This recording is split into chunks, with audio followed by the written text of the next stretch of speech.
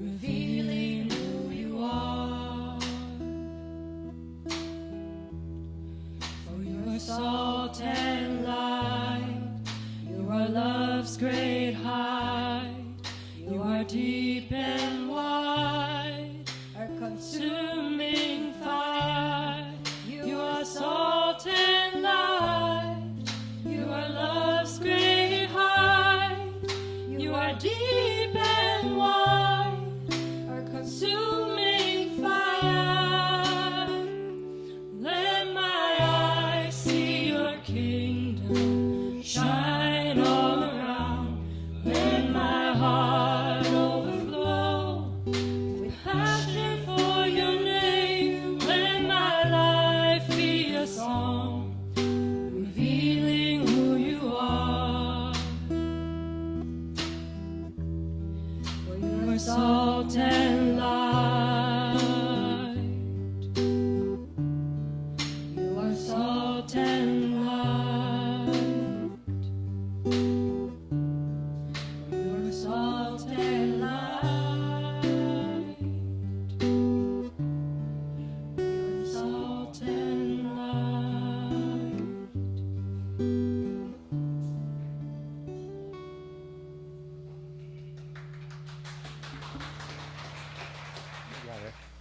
So as you know, this is our motto. It's a motto of intergenerational service. It's a simple line, but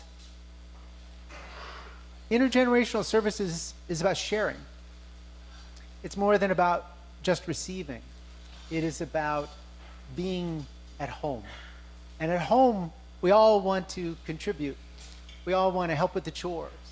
We all want to help our parents, and our parents help us, and grandma and grandpa. I mean, that's who we are. Some of us may not have children. Some of us may not have our children here. But this is a place to practice and to perhaps even adopt somebody at the table and to work on that parental heart or work on our child's heart.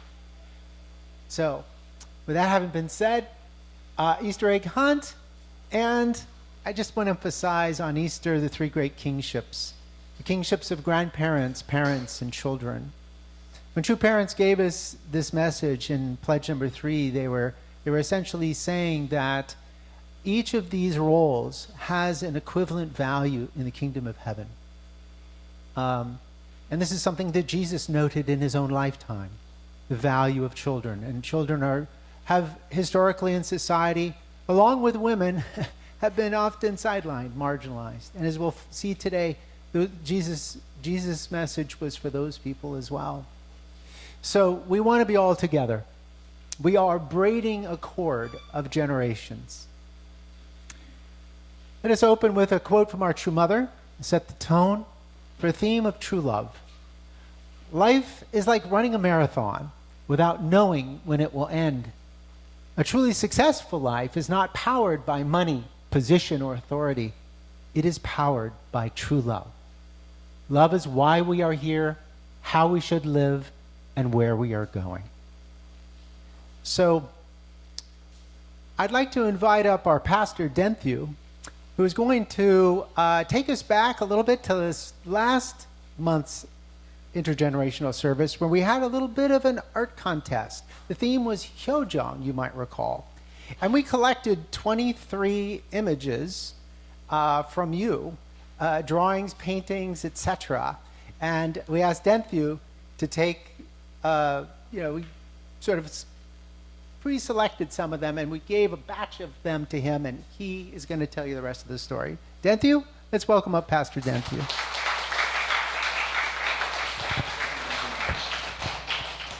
All right. Morning. It's good to see you all. I missed you all last week. Oh, thank you. Yeah, you took a little bit too much off the top. That's okay. It's good to see that it's a full room. I'm sorry that it's so crammed. We'll work on it. Maybe we'll blow out that wall. Right, Emily? That's okay? Oh, no, okay. Last week last intergenerational, we talked about Hyojong. And it's up to you really how you show it and how you really embody it. So of course now it's my job to really judge it and judge your embodiment of what you feel it is. I'm just kidding. It did take me a long time to really figure out which ones were the bestest. But just as a recap for all of you guys that happened to not be here last service, Hyojung signifies sincere devotion and love toward our Heavenly Parent, towards God. The culture of heart transcends time and space. In the world where God's will has been realized, a pure and immaculate culture of heart will flow forth like a river and waft like a breeze through all forms of artistic creativity. So you guys drew beautifully, really beautifully, way better than how I mean, you saw my garden with Denthu. That's my capacity of artistic ability. I did that on MS Paint. So I looked through all of the beautiful artwork, and it was very difficult. It took me a couple hours. I fasted for at least 7 days to really choose the right ones. So, for second and third place, we have these two beautiful, right? Yeah, these two beautiful drawings. Oh, it's cut off. Anyway, so second place, or third place, this beautiful one, look at that. Massage giving. As parents who would like a massage from their kids. Oh. Cooking. Beautiful. Food is love. And then this other one I thought was so beautifully crafted. Just a little bit more abstract, but drawn beautifully and really showing the little birds and the birds all together in a tree, living together. So,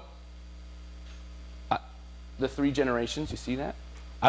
If these are your pictures, I actually don't know who, completely unbiased. I have no idea whose pictures.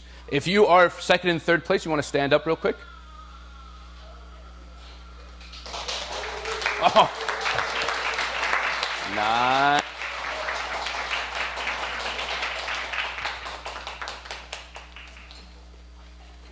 You and Keita. Woo!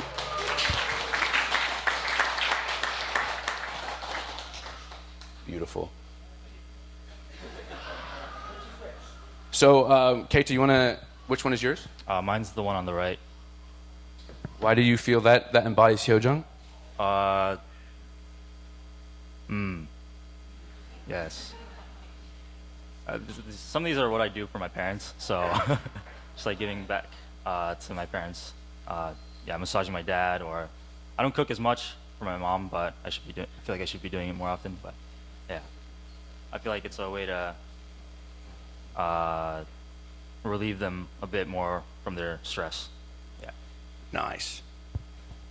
And Yui, you want to say why you drew yours? I don't know. I just felt like we were all like together. So, and I guess like birds, they like stay in flocks. So I guess that's just how I felt. Beautiful. Thank you two. And so then, for first place, boom. I know. This is first places. This is what I felt. It really shows all the different ways, and it's so cute. The little stick figures. So if this is yours, was she not here? Sonomi, you wanna?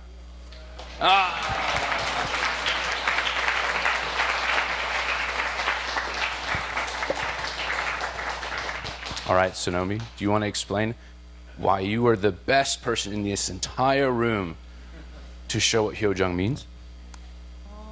So basically, this is about the relationships in the families. I just wanted to show like how, like,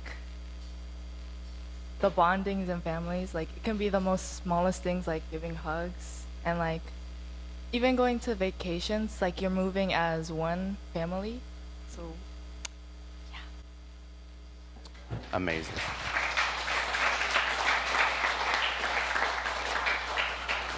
I have prizes for you after service. Ooh, all right. And so, yeah, that was the competition from last week. These are the best examples of, so if you have any questions of how to really have that filial heart, that love towards your parents, you can just ask them. They've mastered it.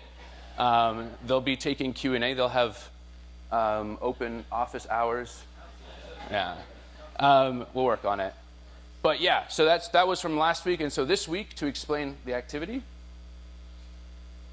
will be Keita, yeah?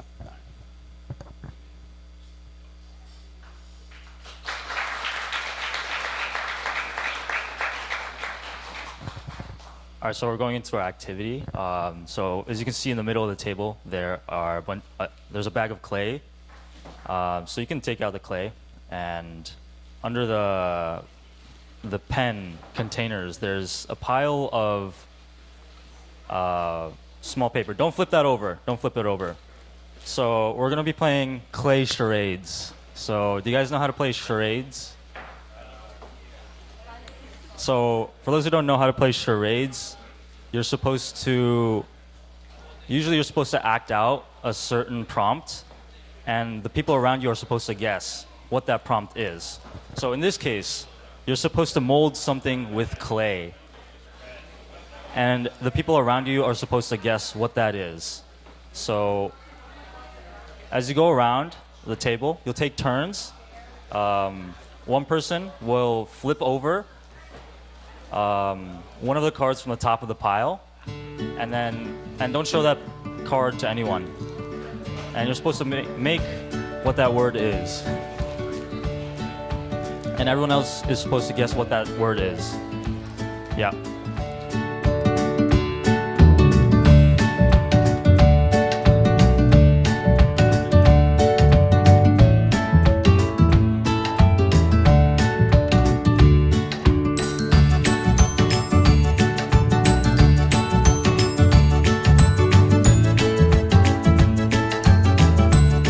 You think this is part of the great realms of heart?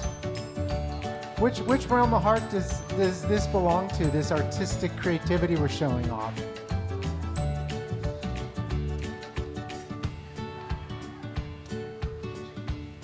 Might be a trick question, actually. It may be that we're supposed to be creative in all the realms, in all the levels of kingships. You know, children, parents. Are grandparents supposed to forget and stop having fun?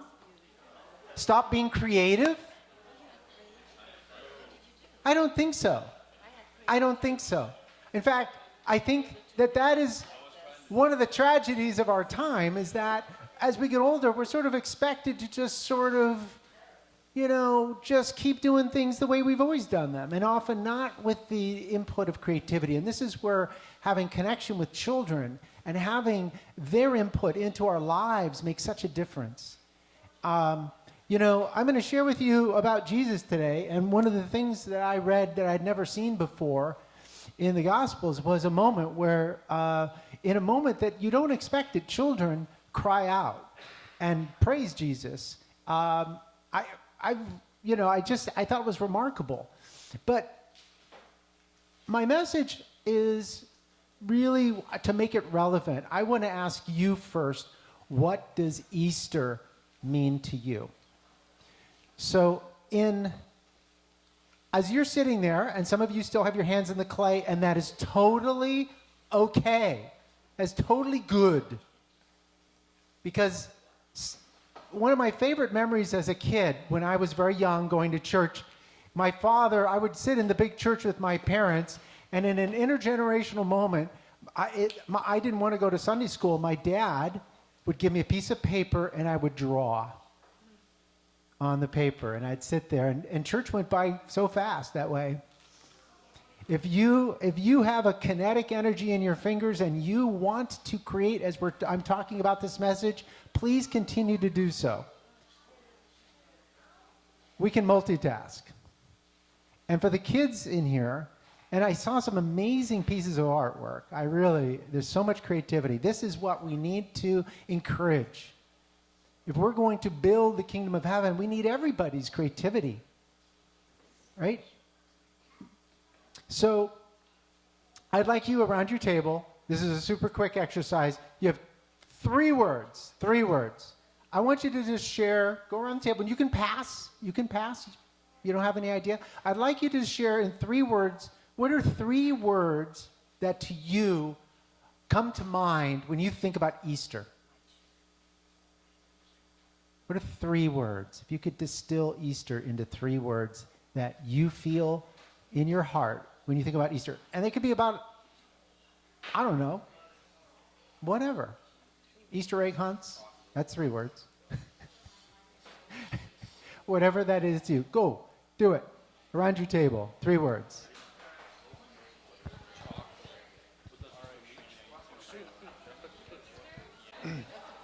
Anybody tell me what this is? Resurrection. This was resurrection. That's resurrection to me. Okay? I think, well, that came up too in the guessing game. But I just want to share, can I share what you said? I asked an anonymous person sitting on the side of the room what Easter meant to them. And they said, rebirth, resurrection, myself. Very profound. Profound, Miss Michi. Thank you, Michi. Let's give Michi a round of applause.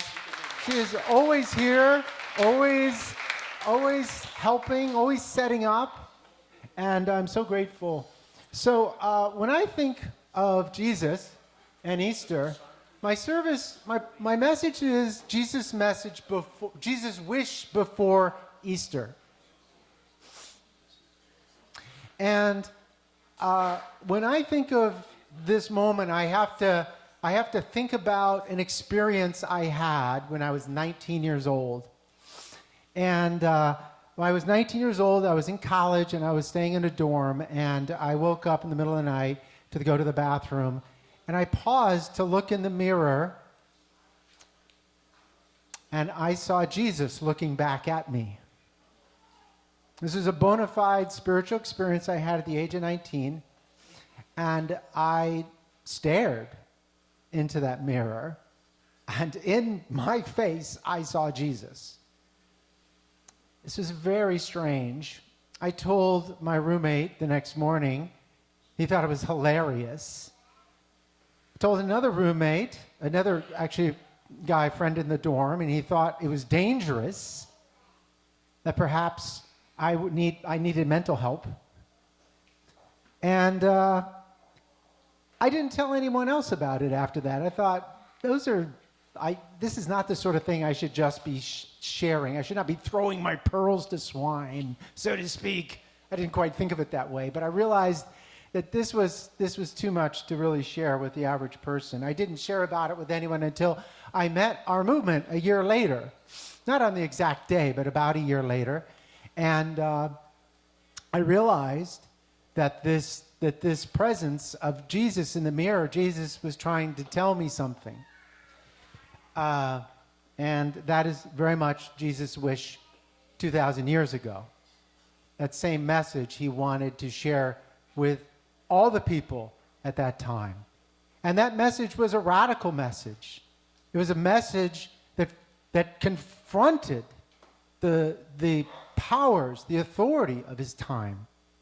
And that message ultimately meant that his original wish before Easter could not be fulfilled. That he was rejected and crucified, and then had to begin a course that would last 2,000 years.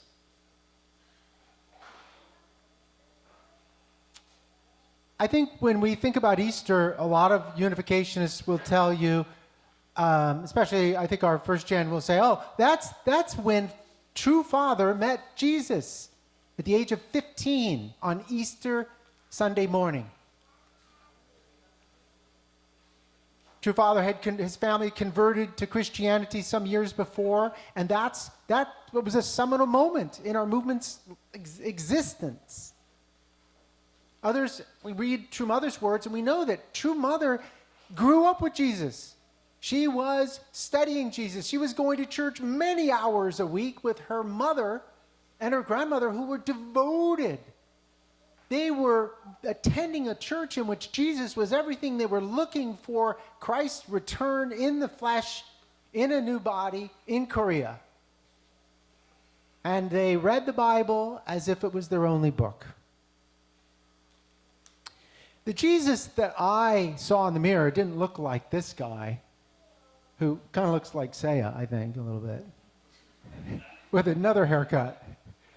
By the way, I had no beard. I did not have long hair at that time, so it wasn't like, I was looking for it. This is kind of more the image I saw. And interestingly enough, this is an image that was created by AI recently, taking the Shroud of Turin and projecting what the face of this person probably looked like. Thought that was interesting.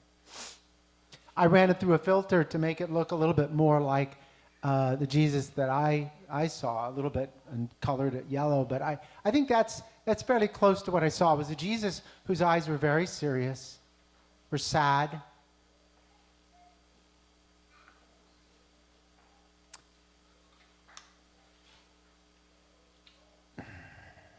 Mother says, why after just 33 years did Jesus have to go the way of the cross? It is important that we understand this. Jesus' mother, Mary, knew that he was born of the Holy Spirit. I mean, she had spiritual experiences. So did Joseph. Yet Mary and Zacharias' family and the Judaic leaders were unaware of Jesus' true essence. The people of Israel, who had endured great hardships, waited for the Messiah. But when he came, they did not know what to do. Jesus had gathered 12 disciples. But where were they when he was crucified? Jesus lived a very lonely life. The divine principle is very clear. Jesus did not plan to be crucified, did not plan for that. Jesus said himself, the foxes have their holes and birds have their nests, but the Son of Man has nowhere to lay his head. Why is that? Because he was not understood, he was not received. How did Jesus come to know his mission? How did he understand? He had to speak to God and the spirit world. Spirit world in Jesus' time there wasn't a very active explanation of how spirit world went at that time in the Jewish tradition. Jesus was a pioneer of the spirit world. And he had to learn from the spirit world about his gifts and what his mission was. But during this past week, Passover week, Jesus faced the turning point of his life. Either he fulfilled God's wish, or he had to accommodate himself to a second course. He had to take the long cut, as we used to say when I was a kid. There was no shortcut, if that was the case. Either people understood and the Jewish leaders received him, or something far worse. And we know that on Good Friday, Jesus met his death.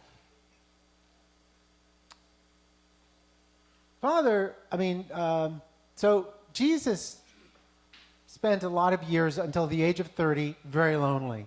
And a core teaching of his, believe in me when I say that I am in the Father and the Father is in me. Jesus said this so that people would understand who he was. But he also wanted and began on some level with some of his disciples trying to explain this to them. He was trying to explain, in a sense, the principle of creation, who we are as divine, unique, cosmic beings. This was his core message.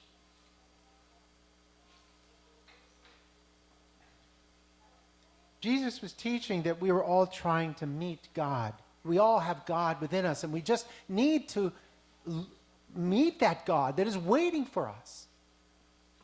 Jesus could see there were dark forces. He I certainly had some perception that it was possible that this might be his last Passover, as it very much was.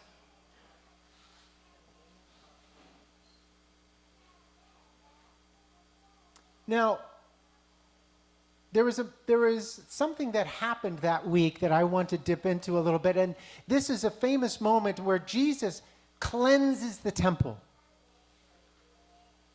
This is a dramatic moment a couple of days before Passover. Jesus goes into the temple square, and he pulls out a whip, and he starts shouting. This is the Sunday school version on the upper left. This is the chosen version in the lower right. And in the lower left, I know Daniela knows who that is, I think. Painted in Padua? Giotto, yes. Giotto. Great painter. This image has been depicted in many ways, but Jesus' core message that he had said it several times was, I desire steadfast love and not sacrifice, the knowledge of God rather than burnt offerings. When the chief priests and the teachers of the law saw what he had done, they couldn't believe it. Even his own followers wondered, what is Jesus doing? Why is he yelling? Why is he turning over these tables? Why is he yelling and chasing out the animals, freeing the animals from their cages, and telling the money changers to get out? You're desecrating my Father's house. Why does he do that? Even, like, this is the only time we see Jesus, at least in the Gospels, get really angry.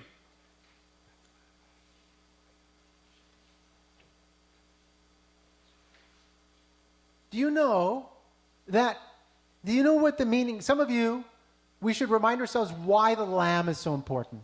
Jesus comes to be known as the Lamb of God after the fact. Because the lambs on Passover were sacrificed. They were slaughtered. And Jesus came to say, enough is enough. Why were the lambs slaughtered? They were slaughtered as a symbol of each family's sins, and by killing a lamb and sacrificing it at the temple, once a year, they had a chance for their own redemption, their own restoration. Jesus was here. He was saying, I am here now. We don't need to kill these lambs. It would have been a shocking sight for us to go back in time and to see what this looked like. One historian at the time said there were 250,000 lambs and animals killed in one afternoon inside the temple for the sins of the people. 250,000. This is Josephus. He was a prominent Jewish historian who lived at the time, the first century. And that is about one lamb for every 10 people. Because when you went to Jerusalem at Passover, you went with your family. But maybe you had 6 or 7 people in the family, and one of the rules the priests created was, okay, one sacrifice for every at minimum 10 to 20 people. So what would happen is families would actually congeal, kind of like join together. So you'd have a group of 15 or 20 people, rent an apartment, because everyone had to go to Jerusalem, rent a hotel room, an Airbnb, and then they would have somebody go and buy the lamb that would represent the 20 of them, and then that would be ritually cleaned, killed, and then brought home and roasted. This had been done since the time of Moses, because this was how the Jewish people remembered their liberation from Egypt. Remember, the lamb's blood was painted over the door. Do you remember that? That, for those of you who didn't know this, it's important to remember that the Jewish people were celebrating their freedom from slavery. And the lamb's blood was painted over the door in Egypt. And the Jewish people, for 1,500 years, had done this as a memory of their own liberation. And Jesus now came as the new liberator. And he said, don't do that anymore. A lot of people have made this about the money changing, but it was really about Jesus saying, no, don't do that. I mean, it was a bloody, bloody event. I mean, it would shock us to see these animals slaughtered. And so what has happened over time is that ultimately we have a scene in which the lamb and Jesus' slaughter on the cross becomes equated as a substitute for all those other lambs. And in this sense, God used this as a means. Jesus actually understood this was a possible way, and this is how Christianity grew. But what happens, there's a line in there I want to point out in this intergenerational moment that children were involved. Because in the book of Matthew, it says that when Jesus did this, there was a group of children, a group of people, we don't know how many, who started yelling, Hosanna, Son of David, which means they recognized him as the Messiah. That is what they had yelled when Jesus came into Jerusalem a few days before. The thousands of people who welcomed Jesus, and there was hope that he might be received, had put down on palms, right? Palm Sunday. They had put down the palm leaves, and Jesus rode in on a donkey. And when they did that, they were shouting, Hosanna, Hosanna, which means save us. Save us, the Messiah is here. And when Jesus had driven out these animals, the book of Matthew tells us that children started yelling this again. Jesus' authority was so great when these children were chanting this that it has come down to us in a phrase my mother used to say to us. Jesus' reply was, yes, I hear that. Because they ask him, do you see what you're doing? Do you hear those children that you're misleading? And Jesus says, yes. Have you never read, out of the mouths of babes? My mother used to use this phrase sometimes in my household. It's an English idiom meaning essentially that sometimes children say the darndest things. They say the most amazing things, the most elevating things. Like when a kid says something and the parents are like, oh my goodness, Junior's right. That's what Jesus paraphrased. He's paraphrasing an Old Testament. He is saying, and this has come down to us, as children, right? Jesus, I would say here, is speaking to the kingship of children. He is elevating children's voices, right? And for those of us who are kindergarten teachers and elementary school teachers and even high school teachers, we understand that. Like and those of us, all of us who are parents, we've heard children say amazing things to us. They felt something very deep, these kids. But instead of listening to the children, the priests, what do? Well, frankly, they can't arrest Jesus because there's this clamor. So Jesus goes on healing and preaching for a couple more days. But they are working behind the scenes to have Jesus arrested. And they do. And ultimately, Jesus has to say, Father, if it is possible, let this cup pass from me, not as I will, but as you will.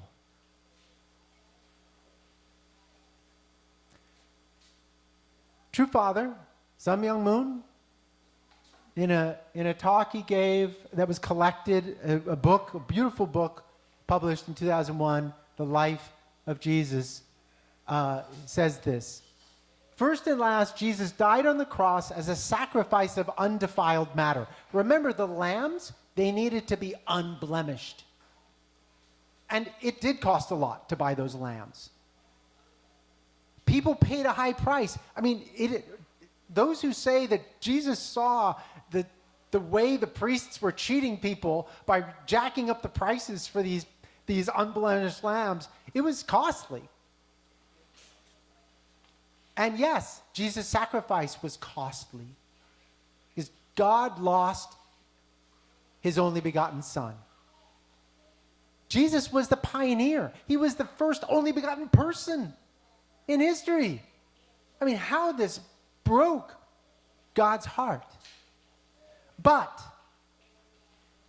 his sacrifice introduced, through this sacrifice, God introduced his nature, heart, and mind to human beings on this earth.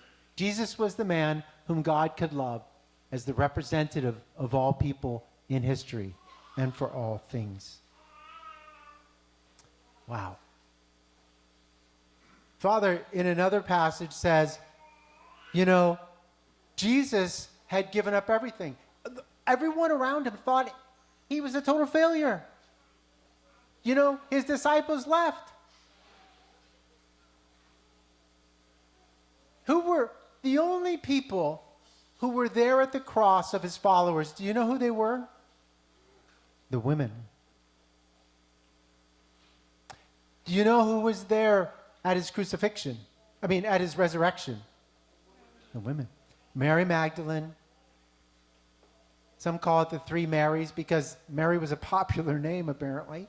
And the two other Marys were mothers of some of his disciples, James and John. And they were there. They met Jesus. I'm sorry, guys, but the men went off, they went fishing. They went back to their jobs.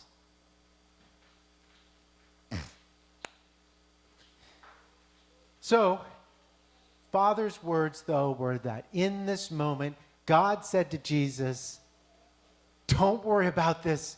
I'm going to take this thing you have done, this thing you have offered, with a Hyojung heart, and I am going to build on it. And that became Christianity.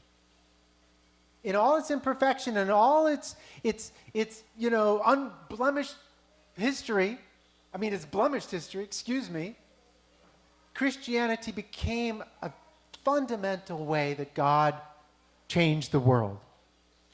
Aju? Aju. Aju. Is it children? Hosanna.